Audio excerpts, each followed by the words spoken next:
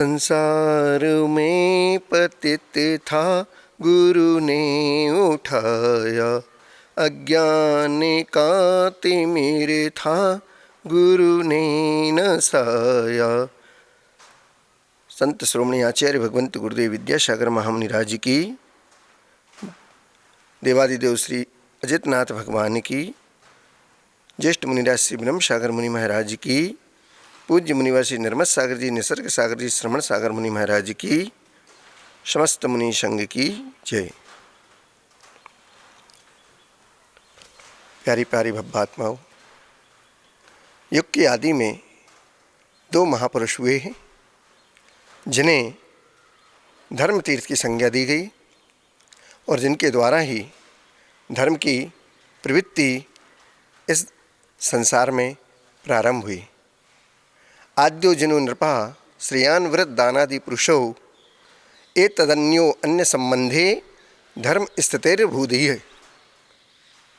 अर्थात आदि प्रभु जिनेन्द्र, ऋषभनाथ और श्रेयांश राजा, ये दोनों महात्मा व्रत तीर्थ के तथा दान तीर्थ के प्रवर्तन करने में आदि पुरुष हुए और इस भरत क्षेत्र में इन दोनों के संबंध से ही धर्म की प्रवृत्ति हुई है। अर्थात चतुर्थ काल के आदि में जिस समय कर्मभूमि की प्रवृत्ति थी, उस समय सबसे पहले व्रत तीर्थ की प्रवृत्ति श्री आदिश्वर भगवान ने की थी। अर्थात प्रथम उन्होंने तब आदि को ग्रहण किया था और उसी काल में दान तीर्थ की प्रवृत्ति भी श्री श्रेयांश राजा ने की थी। राजा ने ही सबसे पहले दान दिया था, इसलिए ये दोनों महात्मा व्रत तीर्थ और दान तीर्थ के प्रवर्ताने में आदि पुरुष हैं और इन दोनों के संबंध से ही इस भरत क्षेत्र में धर्म तीर्थ की स्थापना हुई थी, स्थिति हुई थी। ऋषभदेव राज दरबार में बैठे थे और राजसभा चल रही थी, सारे सभासद विराजमान थे कि उसी समय स्वधर्म इंद्र को लगा कि प्रभु जिनसे धर्म तीर्थ की स्थापना होना है और ये राजकाज में व्यस्त हैं, 63 लाख वर्ष की आयु तो इनकी राज्यावस्था में ही बीत गई। 84 लाख वर्ष की कुल आयु है, 20 वर्ष इनके युवा काल के निकल गए, 83 लाख वर्ष तो यूं ही निकल गए। अब 1 लाख वर्ष आयु शेष रह गई है। कब ये धर्म तीर्थ की स्थापना करेंगे? अब कौन इनसे कहे कि महाराज राजपाट छोड़ो, वन को ओर जाओ, वैराग्य को धारण करो। तब स्वधर्मेंद्र, द्वादशांग का ज्ञाता होता है, 16 स्वर्गों का अधिपति हुआ करता है, वह स्वधर्मेंद्र अपनी एक युक्ति लगाता है और वह एक जिसकी अल्प आयु रह गई थी, ऐसी एक नृत्यांगना जिसका नाम नीलांजना था, उसको प्रभु के दरबार में नृत्य करने के लिए साथ ले जाता है। सारी इंद्र सभा के बीच में वहाँ से निकलकर प्रभु के दरबार में जाता है, प्रभु को प्रणाम निवेदित करता है और प्रभु से कुछ नृत्य आदि करने की आज्ञा मांगता है। जब आज्ञा प्राप्त हो जाती है तब वह इन्हीं नर्तकी को, नीलांजना को, प्रभु के दरबार में नृत्य करने की आज्ञा देता है। वहाँ पर स्वधर्म की आज्ञा, प्रभु की आज्ञा दोनों की मिलती है और वहाँ पर नृत्यांगना का नृत्य प्रारंभ हो जाता है। प्रभु को नमस्कार करके वहाँ पर वह उनकी आराधना, उनका गुणानुवाद, उनकी कीर्ति आदि उस नृत्य के माध्यम से हुआ करती थी। वृंदावली गाई जाती थीं और वहाँ पर प्रभु का गुणगान करके वहाँ पर वह नृत्य कर रही थीं। इधर स्वधर्मेंद्र के मन में ये चल रहा था कि प्रभु भोगों से कब विरक्त होंगे, किस प्रकार होंगे, क्योंकि धर्म की तीर्थ की प्रवृत्ति तो इन्हीं से चलने वाली है। अल्पायु वाली नीलांजना का उन्होंने नृत्य वहाँ पर दिखाया, क्योंकि आचार्य भगवान कुंदकुंद देव भी कहते हैं कि नावी सज्जय वक्त धरो जिन शासन जय विहोतिथ्यरो नग्गो विमोक्ष मग्गो शेषा उमज्ञा सब्वे। अर्थात जिस शासन में कहा गया है कि वस्त्रधारी पुरुष कभी भी सिद्धि को प्राप्त नहीं हुआ करता है, भले ही वह तीर्थंकर भगवान भी क्यों ना हो। नग्न वेशी मोक्ष मार्ग है, बाकी का सब शेष उन्मार्ग कहा गया है। तो सौधर्म की युक्ति सफल हो जाती है, क्योंकि वह नीलांजना नाम की नृत्यांगना नृत्य करते करते जिसकी अल्प आयु रह गई थी, वह मरण को प्राप्त हो जाती है और रंग में भंग न पड़े, इसलिए सौधर्मेंद्र दूसरी नृत्यांगना को ठीक उसी समय उपस्थित कर देता है। तो सारे सभासद तो उस नृत्य को देखने में लीन थे, तो किसी को कुछ समझ में नहीं आता है, लेकिन प्रभु उस नृत्यांगना का नृत्य देखते देखते जो मरण को प्राप्त हो गई, उस नीलांजना की मृत्यु को देखकर, उसके मरण को देखकर प्रभु के मन में क्षोभ उत्पन्न हो जाता है और वह संसार शरीर भोगों से उदासीन हो जाते हैं। यहाँ पर सौधर्मेंद्र की युक्ति सफल हो जाती है कि प्रभु के मन में वैराग्य को उन्होंने उत्पन्न करा दिया।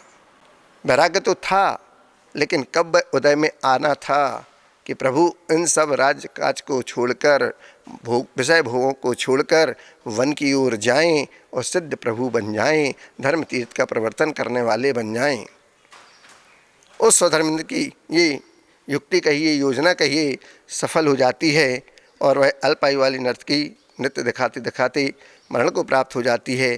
तब प्रभु उस नृत्यांगना की उस मरण को देखकर उनके मन में वह वैराग्य उत्पन्न हो जाता है। फिर वह संसार की असारता को, क्षणभंगुर इस जीवन को देखते और फिर सोचते हैं, कहते हैं कि संसार की असारता और दुखों की है यहाँ पर अपारता। जो उलझ गए तो कुछ नहीं, और जो सुलझ गए तो शाश्वता। वह सिद्ध परमेष्टि बन गए, अनंत सुख में लीन हो गए, अव्याबाद सुख में लीन हो गए, वहाँ पर शाश्वत सुख उन्हें प्राप्त हो गया।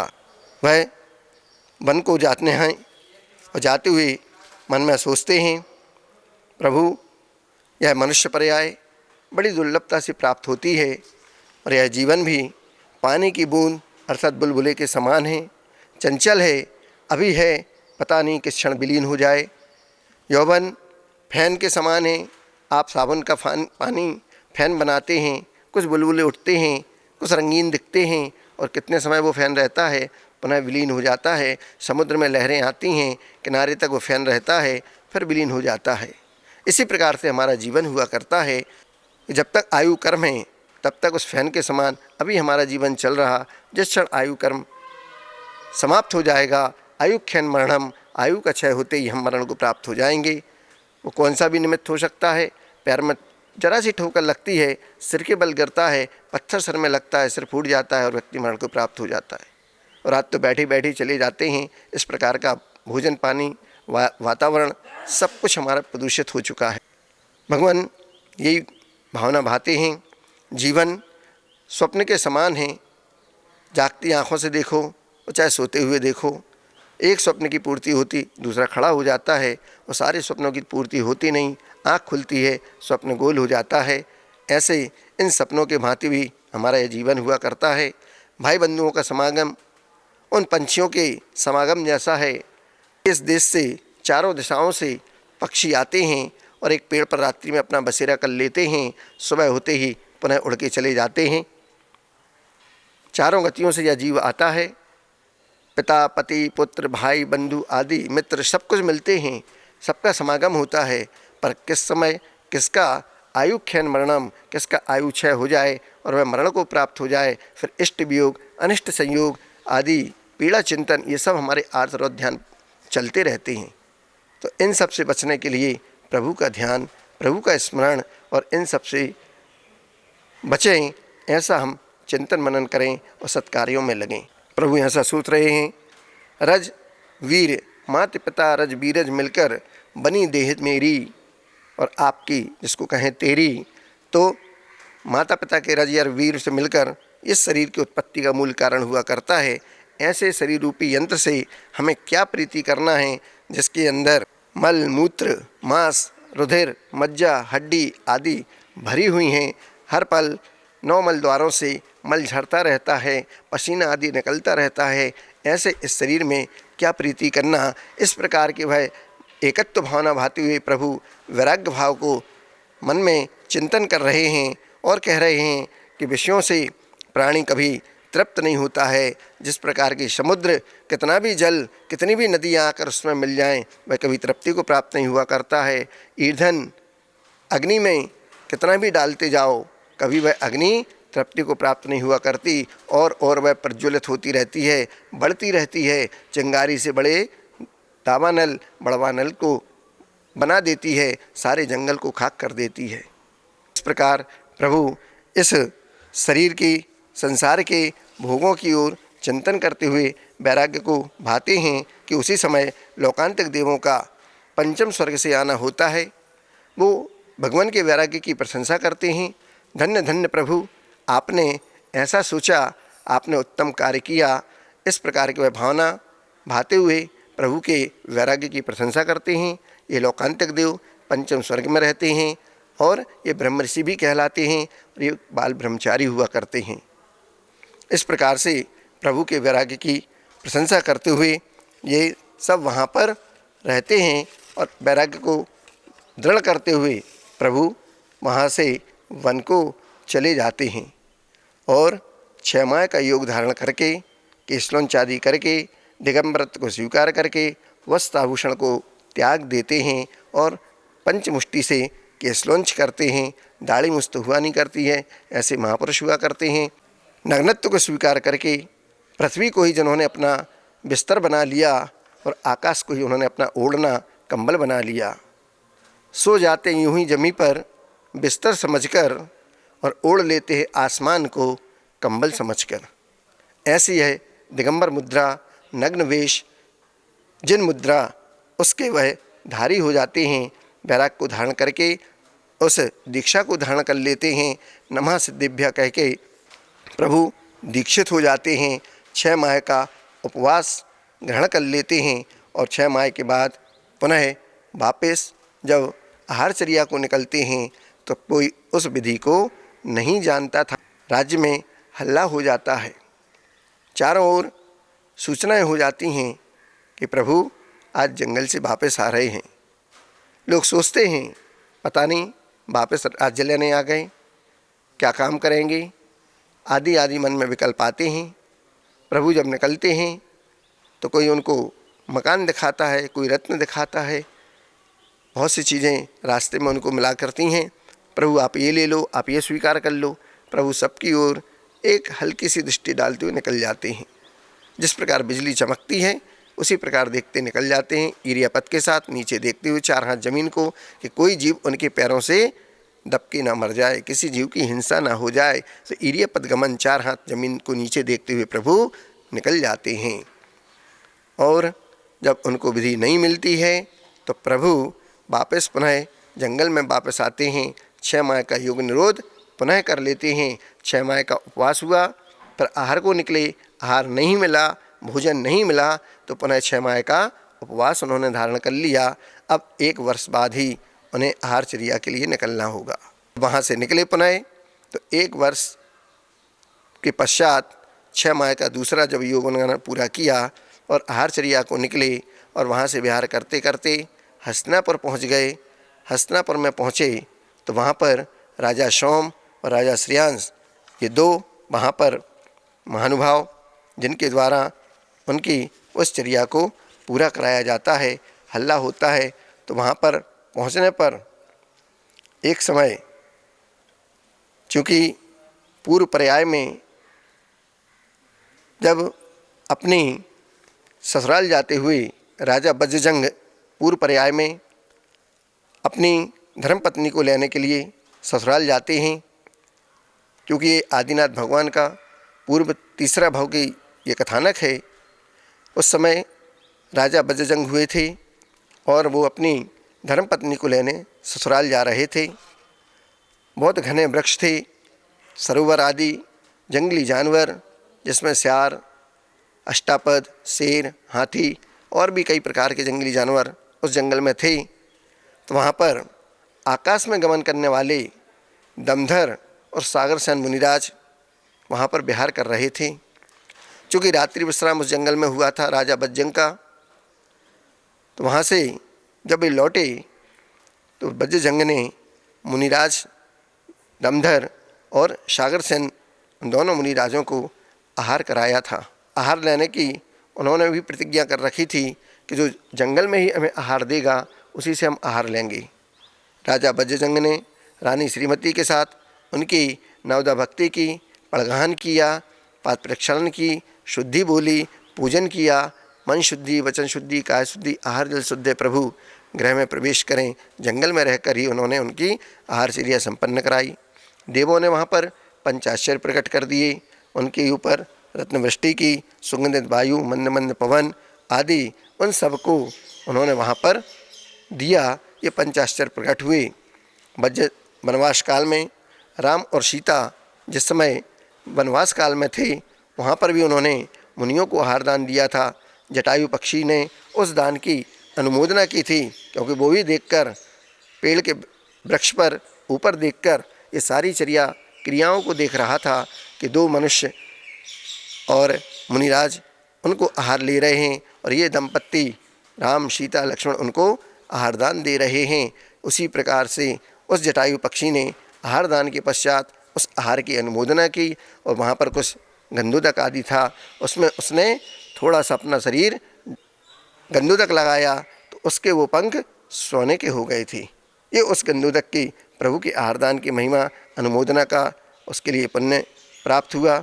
उसने अपने जीवन को धन्य किया, अपनी त्रिंच पर्याय को धन्य किया और सीता से पुनः पुत्रवत स्नेह पाकर उसने अपना जीवन पूरा राम और सीता जी की सेवा में लगा दिया। पुत्रवत स्नेह पाकर, क्योंकि उन्हीं मुनिराजों से फिर उसने अणुव्रत भी ग्रहण कर लिए। अब उस व्रती उसको भोजन कौन कराए, कौन उसको पानी पिलाए आदि आदि, तो इसकी पूरी जिम्मेवारी फिर सीता जी और राम जी ने ली। तब जाकर उसको पुत्रवत स्नेह दिया और जटायु जी ने भी पुत्रवत स्नेह पाकर राम और सीता की अंतिम श्वास तक सेवा की और रावण से सीता की रक्षा करते करते उसने अपने प्राणों की आहुति दी। ऐसे ही मंत्री, पुरोहित, सेनापति और सेठ भी उस आहार दान को देख रहे थे, क्योंकि राजा के साथ ये सारे मंत्री परिषद आदि रहते ही हैं। इनके अलावा उस वन में सिंह भी था, शूकर भी था, बानर भी था और नेवला भी था। इन्होंने भी प्रेम से उस आहार दान की क्रिया, उस चर्या को देखा और भगवान ऋषभदेव की पर्याय में क्रमशः सिंह की पर्याय से छूटकर वह जो शूकर था वह वैजयंत, वानर जो था वो जयंत, सिंह की पर्याय से जो छूटा वो विजय और शूकर वैजयंत बना, वानर जयंत बना, नेवला अपराजित आदि ये पुत्र हुए। ये मंत्री आदि भरत चक्रवर्ती, पुरोहित जो था वो बाहुबली का जीव, अकंपन सेनापति, ऋषभसेन पुत्र एवं धनमित्र शेठ, अनंत विजय ये पुत्र आदि आदिनाथ भगवान के हुए। और 8वें भाव में भरत क्षेत्र में जब प्रथम तीर्थंकर श्री ऋषभदेव हुए तब श्रीमंती का जीव राजा श्रेयांश होकर दान तीर्थ का प्रवर्तन करने वाला बना। आज उसी पूर्व भाव का, उसी जाति स्मरण का उनको स्मरण हो आया और जाति स्मरण के प्रभाव से उन्होंने देख लिया कि प्रभु चले आ रहे हैं, तो उन्होंने उनका प्रणगान किया, नवदा भक्ति की और प्रथम दान तीर्थ के प्रवर्तक बने। ऐसे दोनों महापुरुष प्रथम धर्म तीर्थ के चलाने वाले प्रवर्तक भगवान आदिनाथ हुए युग के आदि में, तो दान तीर्थ का प्रवर्तन करने वाले राजा श्रेयांश हुए युग के आदि में। ये दोनों ही महातीर्थ के प्रवर्तक कहलाते हैं, ये दोनों ही महापुरुष कहलाते हैं। ऐसे दोनों दंपत्ति भोग भूमि में उस दान के प्रभाव से भोग भूमि में उत्पन्न हुए। बाद में उन्होंने वहाँ पर 10 प्रकार के कल्प वृक्षों के द्वारा भोगों को भोगा और वहाँ से चक्रवर्ती सनत कुमार मुनि दशा में भी जब उनको भयंकर कोढ़ हो गया था तब वैद्य बनकर देव आए थे और उन्होंने उनकी सेवा की और कोढ़ को दूर किया। औषध दान में शरीर को निरोग रखकर, औषधि दान आपके शरीर को निरोग तो रख सकती है, परंतु आत्मा को भवरोग से मुक्त करने के लिए जो परम औषधि हुआ करती है वह धर्म रूपी औषध है। उसके सेवन करने से ही हमारा दुख दूर होता है, अर्थात हम रत्नत्रय को धारण करते मुनिराज बनकर उससे अपना भवरोग दूर कर सकते हैं। शास्त्रदान में भी कौंडेश ग्वाला प्रसिद्ध हुआ। जंगल में मुनिराज को शास्त्रदान किया, उसके फलस्वरूप आचार्य कुंद कुंद देव हो गए। इस प्रकार से औषध दान, अभय दान, आहार दान और अंतिम अभय दान जिसको कहते हैं, वसति का दान, उसमें गुफा में मुनिराज विराजमान हैं। वह मुनिराज अपने ध्यान में लीन हैं और वहाँ से सामने से सिंह आ रहा है। सिंह को देख रहा है। एक सूकर अभी आ रहा है। सूकर ने कुछ समय पहले मुनिराज को उस गुफा के अंदर जाते हुए देखा। मन में भाव आ गया कि सिंह आ रहा है, गुफा के अंदर जाएगा तो निश्चित है मुनिराज को वह घात करेगा, मुनिराज पर हमला करेगा और मुनिराज का प्राणांत हो सकता है। इस भावना के साथ शूकर ने सोचा कि मैं सिंह को गुफा के अंदर नहीं जाने दूंगा। और शूकर गुफा के द्वार पर आ जाता है। तभी सामने से सिंह आता है। सिंह शूकर को देखकर क्रोधित हो जाता है और शूकर पर हमला करता है।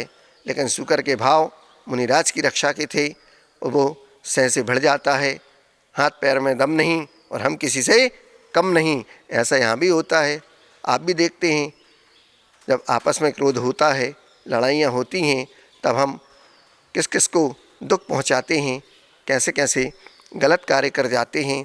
उन सब से बचने के लिए एक उपाय इस शूकर का उदाहरण अगर हम समझ लें तो हम अपने जीवन को भी बहुत शांति के साथ जी सकते हैं, अपने जीवन यापन कर सकते हैं। शूकर ने उस सिंह के साथ युद्ध किया, लड़ाई की। शरीर में नहीं सामर्थ्य थी, फिर भी भाव था कि सिंह को अंदर प्रवेश नहीं करने देना, मुनिराज की रक्षा करना है।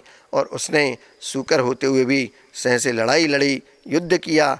दोनों घायल हुए, दोनों का प्राणांत हुआ। एक के भाव बुरे थे तो निरक गया, शूकर के भाव अच्छे थे, मुनि रक्षा के भाव थे, तो वह देव पर्याय को प्राप्त हुआ। ये वसति का दान का, अभय दान का प्रभाव है, जिसने आवास दान देकर उन मुनिराज की रक्षा की। एक एक दान में जब इतने सारे प्रसिद्ध व्यक्ति हुए, जब हम चारों प्रकार के हार दान देते हैं, तब हमारा कितना बड़ा शादी से पुण्य का उदय होता है कि हम आहार दान भी देते, औषध दान भी देते, अभय दान भी देते, शास्त्र दान भी देते, और इन सब का 6वां भाग तो हमको मिलता ही है। और साथ में मुनिराज के पीछे लग जाते हैं तो उनके जैसे अणुव्रती महाव्रती बनकर रत्नत्रय को धारण कर कर अपने जीवन को कृत्य कर कर इस भवसागर से पार हो जाते हैं। ऐसे हमारे ऊपर इन गुरुओं की कृपा बनी रहे और हम अपने जीवन को कृत्य कर पाएँ, इस संसार सागर के दुखों से छूट पाएँ। इस मंगल भाव के साथ अहिंसा परमो धर्म की जय।